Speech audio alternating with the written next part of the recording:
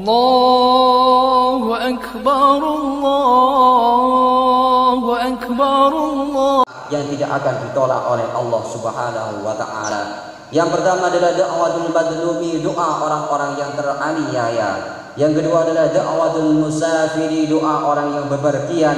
Dan yang ketiga adalah doa kita kepada anak-anak kita, da'watul walidi liwalidihi, doa seorang orang tua kepada anaknya.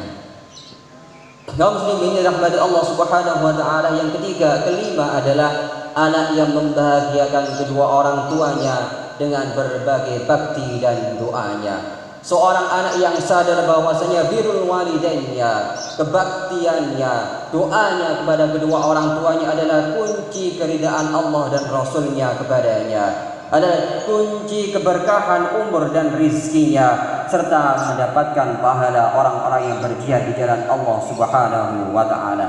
Kaum muslimin rahmati Allah Subhanahu wa Ta'ala, anak-anak inilah yang dalam dirinya, yang dalam jiwanya tercerah sabda Sayyidina Muhammad sallallahu alaihi wasallam, "Idza taraka al-'abdu ad-du'a lil walidaini fa innahu yanqadi'u anhu rizqu." Jika ada seorang anak berani meninggalkan doa kepada kedua orang tuanya dalam momen-momen baiknya, setelah sholat, setelah berzikir, setelah membaca Al-Quran, fa innahu yanqadi'u anhu rizqu, maka kata Sayyidina Muhammad, maka rizki anak yang seperti ini akan seret bin mampet.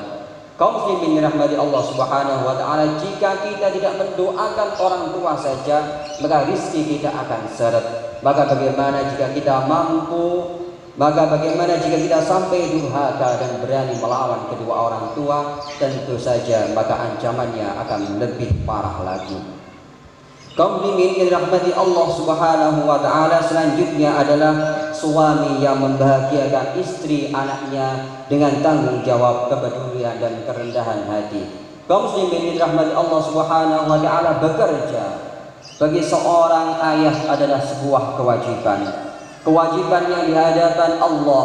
Sayyidina Muhammad sallallahu alaihi wasallam tidak hanya bernilai duniawi, bahkan rasa capeknya, rasa letihnya, semua kegundahan hati dan pikirannya dinilai sebagai ibadah di hadapan Allah Subhanahu wa Ta'ala. Bahkan Sayyidina Muhammad sallallahu alaihi wasallam bersabda, "Idza anfaqa ar-rajulu 'ala ahlihi yahtasibuha fa huwa lahu shadaqah." Jika kita semua sebagai seorang suami bekerja dengan keras, dengan capek, kemudian kita memberikan nafkah itu kepada suami, kepada istri kita, kepada anak kita, maka semuanya dinilai sebagai ibadah di hadapan Allah. Kaum muslimin yang dirahmati Allah Subhanahu wa Ta'ala, yang keenam adalah istri yang membahagiakan suaminya, tentu saja yang akan menjadikannya Tuhan juga ridho kepadanya. Inilah para istri yang menjadikan sabda Sayyidina Muhammad sallallahu alaihi wasallam sebagai prinsip hidupnya. Sayyidina Muhammad berpesan kepada para wanita Ansar, kepada para wanita Muhajirin, "Idza shallatil mar'atu khamsaha." Jika seorang istri telah melaksanakan salat 5 waktunya, wa ahsanat farjaha, dan mampu menjaga harkat martabatnya sebagai seorang istri, wa shamat syahraha, melakukan puasa Ramadannya, wa ata'at ba'laha, dan mematuhi suaminya, fadkhul min ayyi babin abwabil jannah, maka istri yang seperti ini akan bersilahkan memasuki surga-surga Allah dari pintu mana yang dia kehendaki.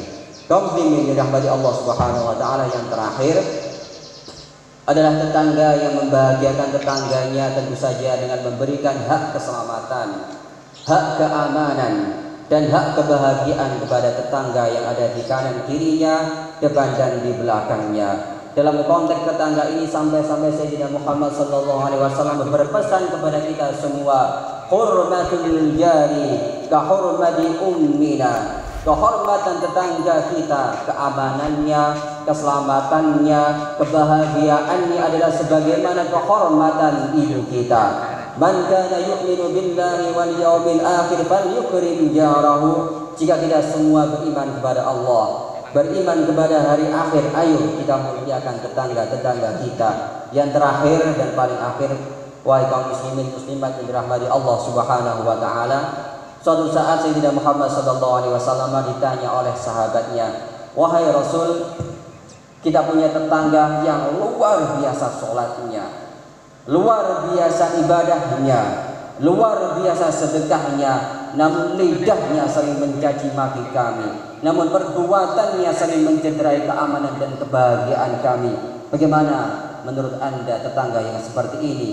Dia finnari, kalau seperti itu dia di neraka. Suatu saat Sayyidina Muhammad SAW juga ditanya oleh sahabatnya, "Wahai Rasul, kami juga punya tetangga yang ibadahnya biasa-biasa saja, sholatnya sebagaimana kami, puasanya juga sebagaimana kami, sedekahnya juga tidak banyak, namun dia menjaga hak kami, keamanan kami, keselamatan kami, kebahagiaan kami. Maka bagaimana tetangga yang seperti ini?" Maka Sayyidina Muhammad SAW dengan penuh senyumnya menjawab, "Dia fil jannati." Tetangga seperti ini tempatnya adalah di surga Allah Subhanahu wa taala. A'udzu billahi minasy-syaithanir rajim. Bismillahirrahmanirrahim. Qad aflaha man tazakka wa dzakara isma rabbih fa shalla. Ja'alana Allah wa iyyakum minal 'abidin wal faizin. Wa adkhalana wa iyyakum fi 'ibadihi shalihin. Wa qul rabbi ighfir warham wa anta khairur rahimin wastaghfirhu innahu huwal ghafurur rahim. اللهم صل وسلم على سيدنا محمد وعلى آل سيدنا محمد.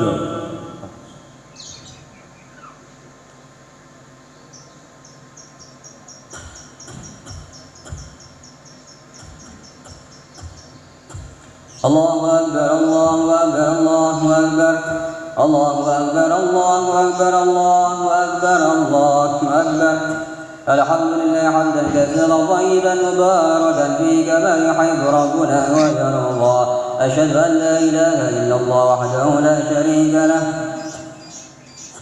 وأشهد أن محمدا عبده ورسوله. اللهم صل وسلم على سيدنا شفيعنا قرة أعيننا سيدنا محمد وعلى آله وصحبه أجمعين. أما بعد فيا أيها الناس اتقوا الله حق تقاته ولا تموتن إلا وأنتم مسلمون. واعلموا أن الله أمركم بأمر بدأ بنفسه وسن بالملائكة المسبحة بقدسه. وقال تعالى: إن الله وملائكته يصلون على النبي يا أيها الذين آمنوا صلوا عليه وسلموا تسليما. اللهم صل وسلم على سيدنا شفيعنا محمد وعلى آله وصحبه أجمعين. وارض اللهم عن الخلفاء الراشدين سيدنا أبي بكر الصديق وشفيعنا وعمر وعثمان وعلي وعن كل الصحابة والتابعين وتابعين من تبعهم بإحسان إلى يوم الدين. وعلينا فاعفو فيهم برحمتك يا أرحم الراحمين. اللهم اغفر للمؤمنين والمؤمنات المسلمين والمسلمات الأحياء منهم والأموات. ربنا اغفر لنا ذنوبنا وكفر عنا سيئاتنا وتوفنا مع الأبرار. ربنا اغفر لنا ذنوبنا ولوالدينا وارحمهم كما ربونا صغارا إنك سميع قريب مجيب الدعوات يا قضي الحاجات برحمتك يا أرحم الراحمين. عباد الله إن الله يأمر بالعدل والإحسان وإيتاء ذي القربى وينهى عن الفحشاء والمنكر والبغي يعظكم لعلكم تذكرون. وأسأل الله من فضله ولكم أن أصلحوا ذات بينكم وارحموا أمة نبيكم لعلكم تفلحون وترحمون. والسلام عليكم ورحمة الله وبركاته.